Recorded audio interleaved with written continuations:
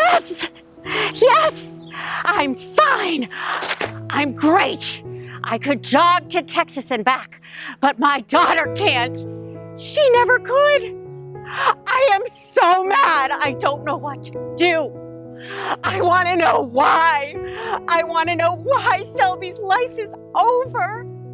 How is that baby ever going to know how wonderful his mother was? How is he going to understand what she went through for him? I don't understand. Lord, I wish I could. No. It's not supposed to happen this way. I'm supposed to go first. I was always ready to go first. I can't stand this. I just want to hit someone until they feel as bad as I do. I just want to hit something and hit it hard.